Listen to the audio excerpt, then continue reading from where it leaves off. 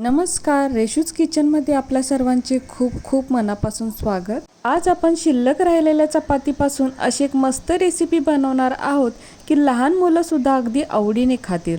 तर कधी कधी आपल्याकडे चपाती शिल्लक राहतात, तर जेव्हा आपल्याकडे शिल्लक राहिलेल्या चपातीचं काय करायचं हा प्रश्न पडेल ना, तेव्हा ही रेसिपी नक्की करून पहा, चपाती शिल्लकच राहणार नाही।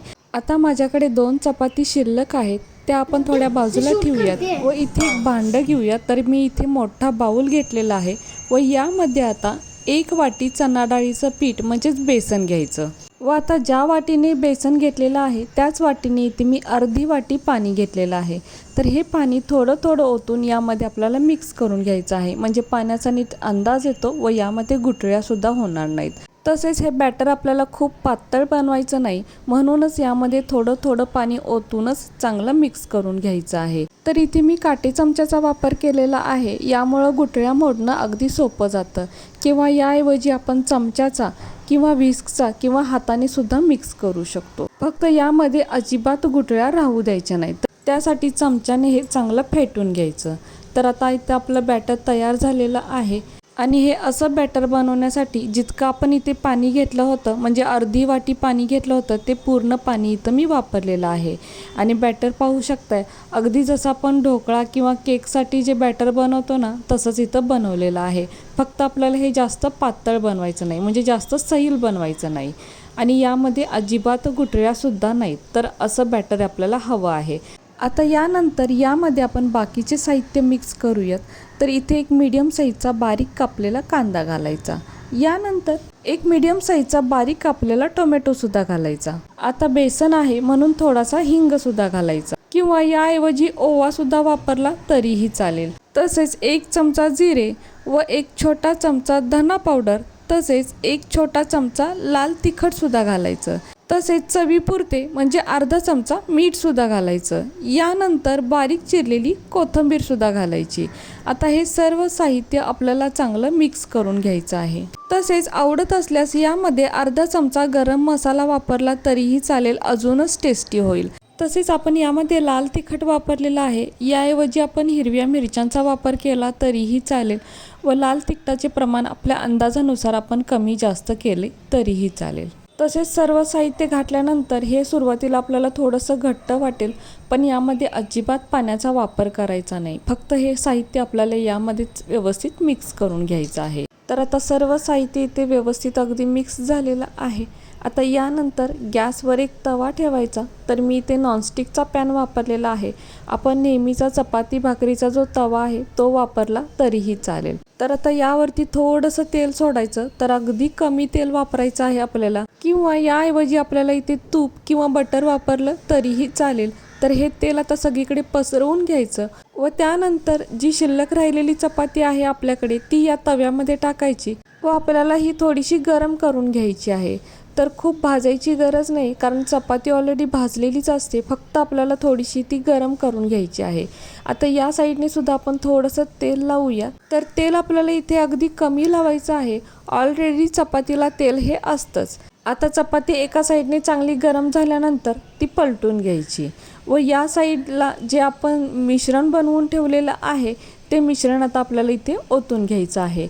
तर आता आपण हे 2 चपातीसाठीचं मिश्रण बनवलेलं आहे, तर अर्ध मिश्रण यामध्ये ओतायचं, किंवा पळीने जरी हे मिश्रण यामध्ये ओतलं तरीही चालेल। तर आता हे जे बॅटर आहे, म्हणजे हे जे बेसनाचं मिश्रण आहे, ते आपल्याला थोडंसं पसरवून घ्यायचं आहे। तर चमच्याने किंवा उलाटण्याने हे सगळीकडे पसरवून घ्यायचं, तर अगदी काठाला सुद्धा पसरवून घ्यायचं आहे, काठाला अगदी व्यवस्थित हे लागलं पाहिजे। तर इथे मिश्रण आपण व्यवस्थित घट्ट बनवल्यामुळं हे नीट पसरवता सुद्धा येतं आणि लवकर भाजलं सुद्धा जातं। पण हेच मिश्रण जर पातळ असतं ना, तर व्यवस्थित पसरवता सुद्धा येत नाही व भाजायला सुद्धा थोडा वेळ लागतो, म्हणून मिश्रण बनवताना थोडंसं घट्टच बनवायचं। तर आता बघू शकताय, अगदी काठापर्यंत हे मिश्रण आपण पसरवून घेतलेलं आहे। तर असंच आपल्याला हे करायचं आहे। आता हे बेसनाचं मिश्रण पहा, पूर्ण ओलं आहे, हे अजिबात आता पलटवायचं नाही। थोडंसं सुकलं, म्हणजे खूप सुकवायचं नाही, अगदी साधारण ते सुकलं, थोडंसं गरम झालं की थोडंसं सुकतं आणि त्यानंतरच हे पलटवायचं आहे। तर आता बघू शकताय साईडनं हे थोडंसं सुकलेलं आहे, म्हणजे ते थोडंसं गरम झालेलं आहे। तर आता यावरती पुन्हा थोडंसं तेल सोडायचं किंवा याऐवजी तूप बटर जरी सोडलं तरीही चालेल आणि हे आपल्याला आता पलटून घ्यायचं आहे. तर हे पहा, मिश्रण घट्ट असल्यामुळं अगदी व्यवस्थित पलटतासुद्धा येतं. जर हे मिश्रण पातळ असेल ना तर ते पलटायलासुद्धा थोडंसं जड जातं. आता मात्र आपल्याला चपातीची ही दुसरी साईड चांगली भाजून घ्यायची आहे, कारण बेसन आहे तर बेसन आपल्याला अगदी व्यवस्थित भाजून घ्यायचं आहे. तर या वेळेला गॅसची फ्लेम मीडियम ठेवली तरीही चालेल. तर अगदी 2 मिनटातच हे तयार होतं, जास्त वेळसुद्धा लागत नाही. तर आता 2 मिनटं झालेली आहेत आणि आपण हे पलटून पाहूया. उलटण्याने जर ही बाजू सहज उचलली जात असेल तर बेसन अगदी चांगलं भाजलेलं असतं आणि बघू शकताय अगदी सहज आपण पलटवलेलं आहे आणि बेसनसुद्धा अगदी व्यवस्थित इथे भाजलं गेलेलं आहे. तर आता हे चपाती आपण एका ताटामध्ये काढून घेऊयात. आता आपण हवं तर यावरती थोडंसं सॉस पसरवून लावू शकतो व त्यावरती थोडंसं चीज जर खिसून घातलं तर मुलंसुद्धा अगदी आवडीने खातात. पण आता आपण असं नाही करणार आहोत, आपण याचा आता रोल बनवणार आहोत. तर चपाती थोडीशी कोमट असताना रोल बनवला तरीही चालेल. आता हे खूप गरम आहे, अगदीच याला थंड नाही करायचं, नाहीतर याचा रोल नाही बनवता येत.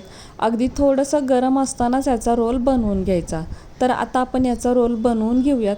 तर अशा पद्धतीने हाताने किंवा चमच्याने किंवा उलटण्याने जरी याचा रोल बनवून घेतला तरीही चालेल. तर आता बघू शकताय थोडंसं गरम असतानाच आपण याचा रोल बनवून घेत आहोत. तर हे पहा, मी इथे तुम्हाला उलटण्याने सुद्धा दाखवते. तर अशा पद्धतीने थोडं थोडं रोल करत प्रेस करायचं, म्हणजे रोल अगदी चांगला तयार होतो. तर हे पहा, आता इथे चपातीचा रोल अगदी छान असा तयार झालेला आहे. हवं तर आपण हे असाच खाऊ शकतो, म्हणजे जसं फ्रँकी वगैरे खातात त्या पद्धतीने खाऊ शकतो. पण आपण याला आता थोडं पीसेसमध्ये कट करूया, म्हणजे मुलांना ते अजूनच आवडेल. तर आपल्याला जसे आवडतील त्या साईजमध्ये व त्या आकारामध्ये आपल्याला हे कट करून घ्यायचं आहे.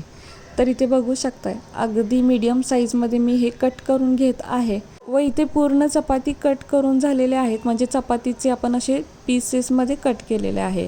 तर आता हे आपण थोडेसे या पद्धतीने लावून घेऊयात. तर बघू शकताय दिसायला किती छान दिसतं, अगदी डेकोरेटिव्ह वाटतं आणि मुलांना तर ते खूपच आवडतं. अगदी हे हॉटेल स्टाईल आहे. आता यामध्ये आपण सॉसची वाटी ठेवूयात. हवं तर आपण हा रोल असाच खाऊ शकतो, म्हणजे हे पीसेस आपण असेच खाऊ शकतात, तसे सुद्धा खूपच छान लागतात किंवा सॉसमध्ये बुडवत तर अजूनच टेस्टी लागतात. तर कशी वाटली तुम्हाला ही आजची रेसिपी? अगदी कमी वेळेत कमी साहित्यात आणि अगदी झटपट बनणारी ही रेसिपी आहे. तुम्ही एकदा जर ही रेसिपी खाल ना तर अगदी शिल्लक चपाती ठेवून ही रेसिपी नक्की बनवाल. इतकी छान आणि टेस्टी रेसिपी आहे. रेसिपी जर तुम्हाला आवडली असेल तर आपल्या माणसांसोबत नक्की शेअर करा. आणि हो, व्हिडिओ जर तुम्हाला आवडला असेल तर प्लीज आपल्या या व्हिडिओला एक लाईक नक्कीच करा. नवीन असाल तर चॅनलला सबस्क्राईब करा, सोबत बेल आयकॉन प्रेस करा, म्हणजेच मी बनवलेले असेच नवनवीन रेसिपी सर्वात आधी तुम्हाला मिळतील. आता पुन्हा भेटू अशाच एका नवीन रेसिपीसोबत.